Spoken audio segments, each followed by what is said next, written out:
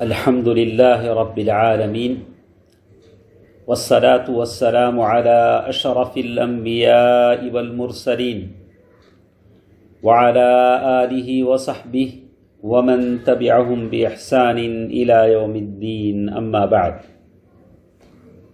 محترم حضرات و خواتین، اللہ تعالیٰ کا فضل و کرم ہے کہ دلوں کے اعمال کی اس گفتگو میں ہم شریک ہیں.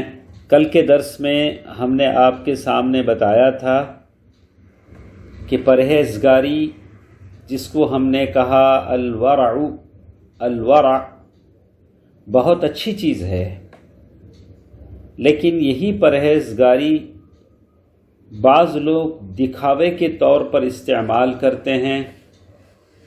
حقیقت میں وہاں پرہیزگاری نہیں ہوتی ہے، بس دکھاوا ہوتا ہے. اور جیسے اس کے لیے خوارج کے تعلق سے ایک بات بتائی گئی. آپ تمام جانتے ہوں گے کہ خوارج یا خارجی کسے کہتے ہیں، تو بہتر ہوگا کہ میں مختصر آپ کو بتا دوں. خوارج اس گروہ پر، اس گروپ پر بولا جاتا ہے جنہوں نے چوتھے خلیفہ راشد امیر المؤمنین علی بن ابی طالب رضی اللہ عنہ پر بغاوت کی تھی، یعنی ان کے خلاف خروج کیا تھا، بغاوت کی تھی. چنانچہ خوارج کی وجہ تسمیہ یہی ان کا علی رضی اللہ تعالیٰ عنہ کے خلاف خروج بن گئی، اور خارجیوں کی اس وجہ سے تسمیہ کا سبب کہ حضرت علی رضی اللہ تعالیٰ عنہ کے خلاف انہوں نے خروج کیا، اسی لیے انہیں خوارج کہا جاتا ہے. بہت ساری علامتیں ان کی بتائی گئی ہیں. ان کی ایک بات کو یہاں نقل کیا گیا، بتایا گیا کہ کیسے خوارج کی پرہیزگاری تھی، کیسے وہ لوگ اپنے آپ کو پرہیزگار بتاتے تھے. تو کہتے ہیں کہ یہ لوگ حضرت علی رضی اللہ تعالیٰ عنہ کے خلاف اٹھ کھڑے ہوئے، اور ان کے خیالات بالکل الگ تھلگ تھے. جیسے آج کل بعض لوگ صرف اپنے آپ کو مسلمان سمجھتے ہیں اور اپنے علاوہ کسی کو مسلمان ہی نہیں سمجھتے. جیسے خوارج کے بارے میں بتایا گیا کہ یہ سارے گروپ کی شکل میں کہیں جا رہے تھے. نہروان ایک نامی جگہ تھی، وہاں وہ لوگ جا رہے تھے. تو ان میں سے ایک آدمی نے ایک جھاڑ سے، درخت سے، کھجور کے درخت سے ایک کھجور لیا. تو تمام ساتھیوں نے اسے منع کیا، بولا کہ یہ ایک یہودی کا باغیچہ ہے، ایک یہودی کے درخت ہیں جن سے ہم لوگوں نے معاہدہ کیا ہے. تم ایک یہودی کے درخت سے تم کیسے کھجور کھا سکتے ہو؟ تو ان کے تقوی اور پرہیزگاری کا یہ عالم تھا. لیکن دوسری طرف کیسے خوارج کی عقل کیسے کام کرتی تھی، دیکھیے. دوسری طرف عبداللہ بن خباب بن ارت مشہور تابعی ہیں، ان کے باپ خباب بن ارت وہ صحابی ہیں جو مدینے میں جن کو ستایا گیا.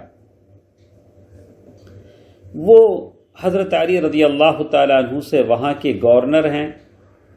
ان کا گزر وہاں سے ہوتا ہے تو یہ خوارج ان کو پکڑ لیتے ہیں. تو عبداللہ بن خباب بن ارت کہتے ہیں کہ اے لوگو، تم لوگ ایک یہودی کے باغیچے سے کھجور کا لینا جائز نہیں سمجھتے. میں تو مسلمان ہوں، مجھے کیسے قتل کرو گے؟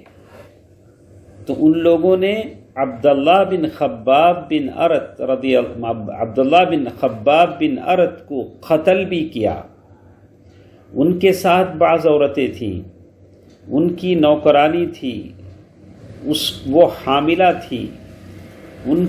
اس کے پیٹ کو پھاڑا، بچے کو نکالا. حالانکہ عبداللہ بن خباب بن ارت کے گردن میں قرآن تھا، وہ قرآن پڑھ رہے تھے، اور وہ کہہ رہے تھے ما ترکت صلاۃً ولا ترکت کذا ولا ترکت کذا، میں نے زندگی میں کوئی نماز نہیں چھوڑی، میں نے ایسا کوئی کام نہیں کیا اللہ کی عبودیت میں۔ یقیناً وہ بڑے نیک اور متقی اور پرہیزگار تھے، لیکن چونکہ انہوں نے حضرت علی رضی اللہ تعالی عنہ کی تعریف کی، ان لوگوں نے ان کو قتل کر دیا۔ دوستو عزیزو، ماں اور بہنوں، میں آپ کو یہ بتانا چاہتا ہوں کہ سیرت سے، اسلامی تاریخ سے یہ سبق ہم کو ملتا ہے، اور یہ واقعہ کب ہوا ہے؟ 30/7 سن ہجری میں۔ اور اس سے لوگوں کا دماغ سمجھ میں آتا ہے کہ معمولی باتوں میں تو پرہیزگاری کا حوالہ دیتے ہیں، معمولی باتوں میں پرہیزگار بننے کا دعویٰ کرتے ہیں، لیکن بڑے بڑے غلطیاں کر بیٹھتے ہیں۔